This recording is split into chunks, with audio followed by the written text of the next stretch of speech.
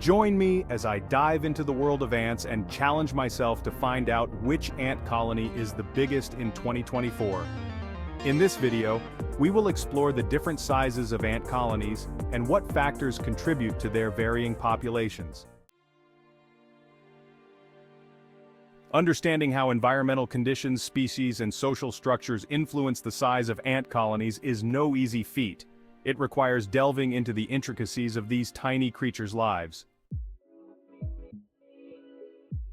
One of the primary factors affecting ant colony size is the availability of food. Ants that live in areas with an abundance of food can support larger populations as they have the necessary resources to sustain themselves. On the other hand, ants living in areas with limited resources must adapt by reducing their population size or finding alternative sources of nutrition. Another crucial factor is the species of ant itself. Different species of ants have varying social structures, which can impact their colony sizes. Climate also plays a significant role in determining ant colony size. Ants living in regions with extreme temperatures, high humidity, or limited water availability often have smaller colonies due to the harsh conditions. Let's take a look at some examples of both large and small ant colonies, discussing their habitats and the biological reasons behind their sizes. The leafcutter ant, found in the tropical regions of Central and South America, is known for its massive colonies. These ants are agricultural, harvesting leaves and fungi to feed their young and sustain their colony. With colonies spanning over 1,000 square meters, they are some of the largest ant colonies in the world. In contrast, the solitary ant, found in various parts of the world, does not live in colonies at all. These ants are independent, with each individual responsible for its own survival. This solitary lifestyle allows them to thrive in areas with limited resources, making them well adapted to their environments. The Argentine ant, native to South America but invasive in many parts of the world, forms massive supercolonies that can stretch for miles. These ants are highly social and work together to gather resources, defend their territory, and even outcompete native ant species. On the other end of the spectrum are ants like the trapjaw ant, found in the rainforests of Central and South America. These ants have colonies of only a few dozen individuals but are capable of snapping their jaws shut at incredible speeds to capture prey.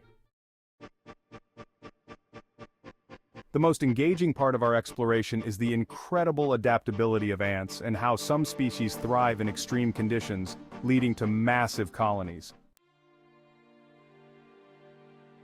Take, for example, the desert harvester ant, found in the scorching hot deserts of North America. These ants have adapted to the extreme temperatures by digging complex underground tunnels and foraging for food at night. Ants, like the turtle ant, found in the tropical forests of Central and South America, have evolved to thrive in environments with high levels of rainfall and humidity.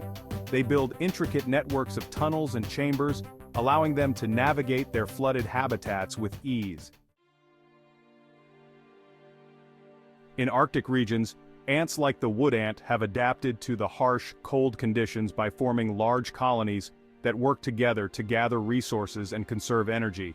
These ants are able to survive the freezing temperatures by clustering together and sharing body heat. Some ants, like the pavement ant, have even adapted to urban environments, thriving in the cracks and crevices of city sidewalks. These ants are highly social and work together to gather food and defend their territory from other ant species. Incredibly, some species of ants, like the army ant, are able to form massive colonies that can number in the millions. These ants are highly organized, with different castes performing specific roles, allowing them to overwhelm and consume large prey. To wrap up, we will summarize the key differences between large and small ant colonies and their implications for the ecosystem. In general, large ant colonies are more common in areas with abundant resources, while small colonies are often found in areas with limited resources. Understanding these differences can provide valuable insights into the ecology and behavior of ants.